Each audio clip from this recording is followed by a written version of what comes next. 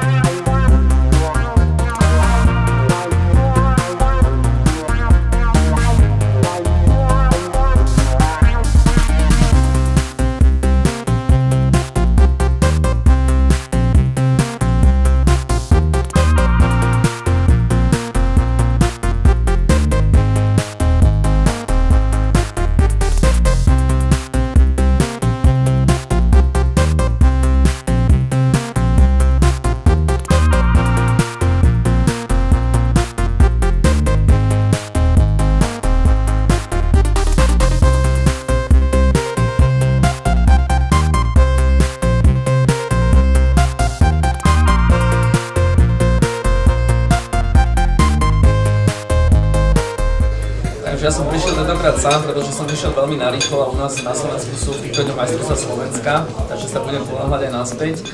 Ja verím, že budem hrať čo najviac turnajov tejto televíznej série českej, pretože ide o najprestížnejšiu českú pokrovú sériu a hlavne teda televíznu. A pokiaľ chcem teda robiť dobré meno pokru a trošku aj skúsiť zviditeľniť ten slovenský poker a náš klub, tak bude veľmi rád, keď sa mi dostať nejaký ten TV Final Table v rámci ČPT.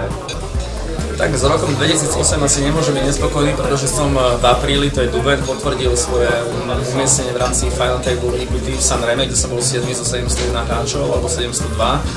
Potom som sa v lete stal ako prvý Slovák plateným hráčom v rámci svetovej série VSOP, tak to bolo tiež také celkom milé, keď som mal teda dosť vyššie ambície. V októbri som sa umiestnil v rámci splitu 5 s veľmi dobrým prize poolom na 100 000 € turnaji v Rakúsku, teda tam bol super prize pool v rámci toho, že buy-in bol 500 €. Brali sme vlastne aj s Jozefom Gulášom, z sme brali po 12 500. V rámci cash gameu 11 mesiacov z 12 som mal plus. Trošku som si polepšil teda svoje svetové umiestnenie ranking oproti roku 2007, aj keď samozrejme o to ťažšie to bol tento rok, pretože samozrejme tiež som sa rád posunul v rámci roku 2009 a nebude to už také easy, ako to bolo tento rok, ale tak robím preto úplne všetko.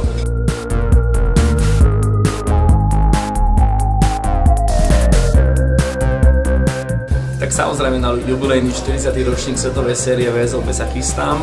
Plánujem byť v Amerike zhruba 4 až 6 týždňov. V rámci turnajov, ktoré by som chcel hrať, teda ktoré budem hrať, tak určite samozrejme budem hrať main event. To je absolútne povinnosť, myslím, každého pokrového profesionála. A rád by som si zahral ešte nejaké turnaje, určite 5000, kde som bral minulý rok peniaze. A možno taká chuťovka, ktorú by som si asi rád vyskúšal tento rok, tak to bude World Championship Heads Up, to znamená svetový šampionát s buy-inom $10 000 v rámci Heads Upov.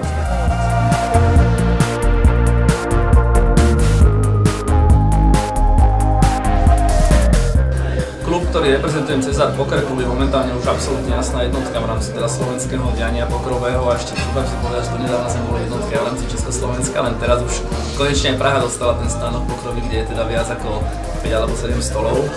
Tak u nás je ten život každodenný, to znamená, že každý máme zhruba 3 až 4 stolov v rámci turnaje, 1 až 300 vyplných cash games. Máme veľmi dobre tú takú conversion rate, čiže ten prepočet alebo tú konverziu hráčov turnajových na cash gameové, kedy minulé sme mali turnaje zhruba nejakých 70 hráčov a nakoniec z toho bolo 5 cash gameových stolov. Chystáme podujatie svetového mena v rámci Slovenska v Bratislave. Bude to prvýkrát v rámci strednej východnej Európy, kam sa jedna určitá séria pokrová prinesie. Bude to v kvietnu, máji 11 až 16 a buy-in do main eventu bude iba 4 000 €, čím sa snažíme urobiť taký turnaj, aby bol čo najpriateľnejší pre všetkých hráčov v rámci teda stredoeurópskeho a východoeurópskeho bloku. Tak ja pevne verím, že tam bude aj tá celá európska špička, ktorú poznáme v rámci turnajov EPT.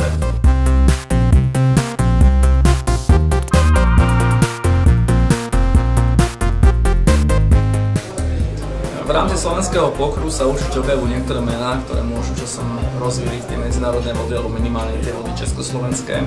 Asi by som spomenul Lukasina, ktorý je teda vážny online hráč, ktorý sa dostal v rámci prvej 20-ky na EPT v Budapešti. V rámci cashgameových hráčov by som spomenul Mareka Blašku. Marek je môj stály taký parťák v rámci cashgameov, je s ním veľa srandy a skutočne musím povedať, že je to hráč, ktorý brutálne číta hráčov.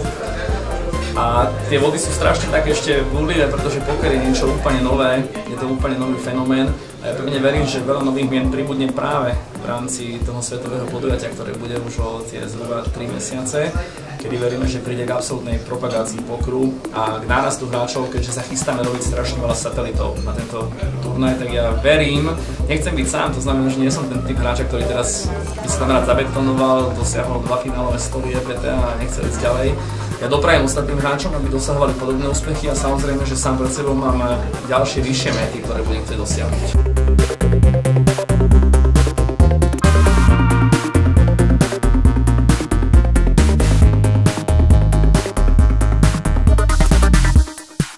So ženami v pokri to nie je úplne ľahké, teda napríklad moja priateľka, ktorá patrí medzi 3 najúspešnejšie modelky slovenské v New Yorku a v Paríži, tak tá poker nenávidí a skutočne, keby som nerobil také prize money, ktoré robím a keby ten poker nebol spojený s mojím životom, keďže som prezident Slovenskej pokerovej federácie, tak ako je, tak povedala, že poker by mi určite netolerovala.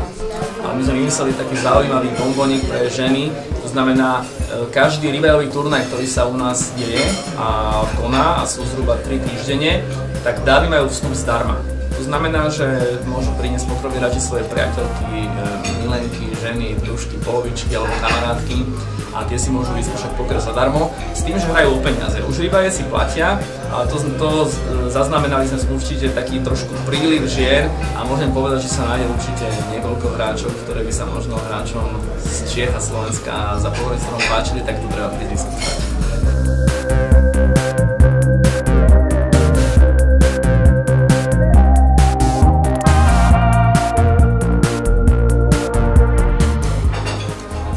Ja som nemal nikdy takúto nejakú prezývku, keď som bol malý, keď som mal 5 rokov, tak ma volali rodinní príslušníci Dumbo. Neviem, či podľa veľkých uší, podľa toho sloníka od Walta Disneyho. A Lucky D vzniklo tak, že ma začalo strašne veľa hráčom volať Luck Duck, pretože podľa nich percentuálne šance na turnia na Riveri mám vyššie, nech si to teraz zaklopem ako priemerný pokerový hráč. Takže z Luck Duck vzniklo Lucky D a odtedy sa to už sem ťahá, ten už to mám na vizitkách, na košeli, na internete, jednoducho všade.